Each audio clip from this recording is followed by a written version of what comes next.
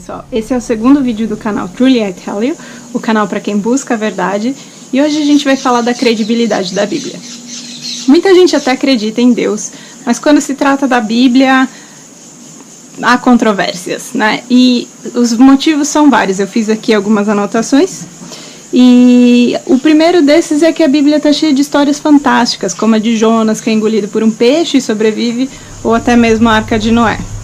O segundo é que o Deus do Antigo Testamento parece ser muito vingativo, punitivo, diferente do Deus de amor que é retratado no Novo Testamento. E o terceiro e o mais famoso é que a Bíblia foi corrompida com o passar dos anos, ou foi traduzida erroneamente, e alguns dizem até que a Igreja Católica mesmo foi que alterou a Bíblia. Bom, vamos pegar o primeiro desses pontos sobre as histórias fantásticas da Bíblia, né? Para nossa mente é realmente difícil processar essas histórias, milagres, e é mais fácil pensar que o evolucionismo está correto porque existem evidências, mesmo que para essas evidências a gente tenha umas controvérsias também. E sobre esse ponto eu gostaria de destacar duas coisas. A primeira delas é que a Bíblia é composta de textos escritos em diferentes gêneros literários, ou seja, você tem livros como Apocalipse, que se utilizam de muita linguagem figurativa, você tem livros como Salmos, que é escrito em poesia, e você tem livros como Reis, que é uma história narrativa. E é preciso levar isso em consideração quando interpretando a Bíblia. Porque muitas vezes a gente não pode interpretar as coisas literalmente. A gente tem que lembrar que os pensamentos de Deus não são os nossos pensamentos. Nós somos muito limitados. E, em segundo lugar, muitos dos fatos históricos narrados na Bíblia podem ser provados e já foram provados pela arqueologia.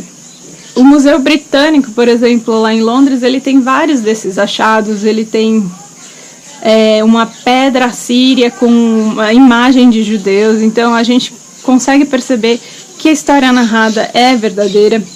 Eu assisti um documentário chamado Exodus, Patterns of Evidence, em português significa Êxodo, padrões de evidências, pelo um cineasta chamado Tim Mahoney. É muito legal esse documentário. E o que motivou o cineasta a fazer isso foi justamente uma crise na fé. Ele não sabia se podia confiar ou não na Bíblia, então ele resolveu ir atrás, mas ele foi atrás do Êxodo. E assim, falando com arqueólogos, tanto que acreditam e os que não acreditam, ateus, ele chegou a conclusões que comprovam o que está escrito na Bíblia. Uma das coisas que o documentário dele mostra é uma cidade que eles acharam que parece muito com a Jericó descrita na Bíblia. Ela era toda murada e assim, há evidências que foi queimada. E o mais interessante é que há evidências de que o cerco contra essa cidade foi muito rápido, porque eles encontraram cestos cheios de grãos que tinham acabado de ser colhidos e estavam lá os cestos inteiros cheios de grãos queimados. Por que isso evidencia a história de Jericó? É que geralmente quando se cercava uma cidade para atacar, você esperava a nação ficar sem comida, sem força, para depois atacar. No caso de Jericó, eles ainda tinham muita comida, então o cerco foi rápido e o ataque foi rápido. E daí ele mostra diversas outras coisas, mas a gente tem outros achados, por exemplo, a cidade de Ur, indícios da Torre de Babel, indícios do dilúvio, inclusive. E é só procurar no Google que você acha muita coisa. E depois de terminar esse filme, o próprio cineasta teve a fé dele confirmada, né? Então eu super recomendo que vocês assistam. E também não se trata só de evidências arqueológicas, né? Assim, se a gente acredita que existe um Deus que criou o universo, por que a gente não consegue acreditar que ele possa fazer milagres que desafiam as próprias regras que ele criou? A gente tem que considerar isso também.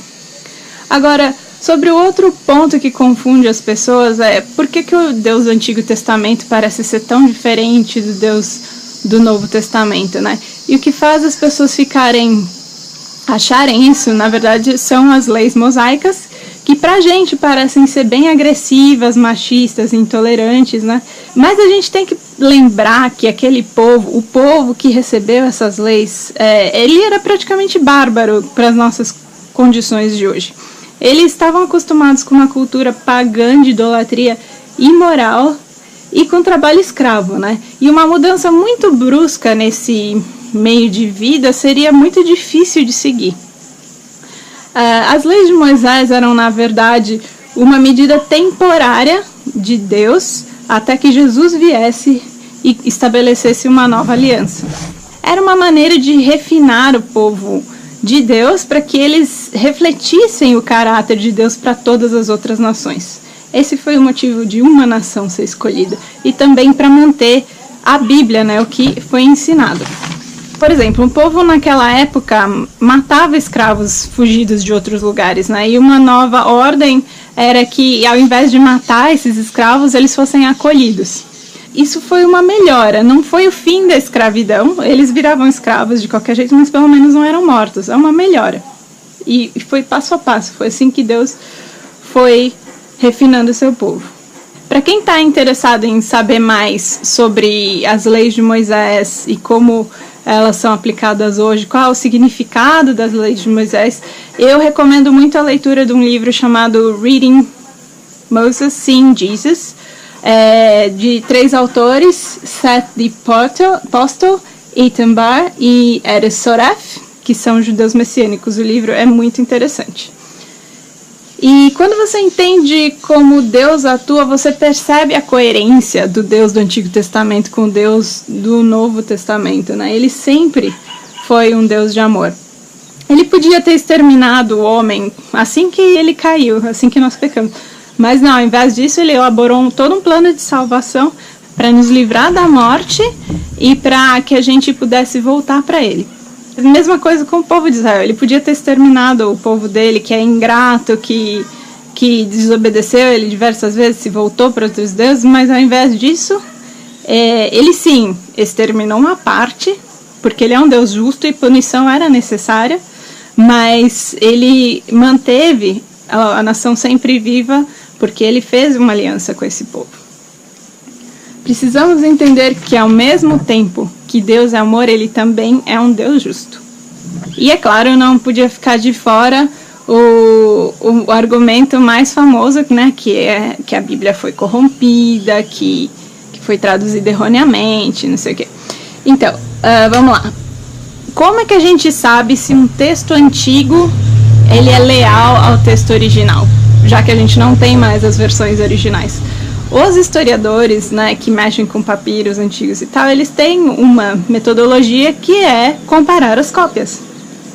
Por exemplo, a obra Ilíada de Homero tem cerca de 643 cópias que foram achadas, e isso dá uma porcentagem de 95% de confiança no texto original, porque eles têm tantas cópias de um texto só. Já o Novo Testamento, por exemplo, da Bíblia, ele tem mais de 5 mil cópias só em grego, porque tem mais de 10 mil em outras línguas, que estão datadas entre 100 e 300 anos depois de Cristo. Isso dá um índice de confiabilidade de 99%, ou seja, a gente tem certeza que o Novo Testamento que a gente tem hoje é o mesmo que as igrejas primitivas tinham na época de Jesus Cristo.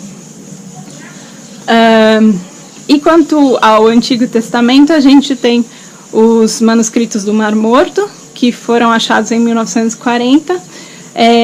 Eles têm cópias exatas do livro de Isaías, por exemplo, e eles datam de até 150 a.C.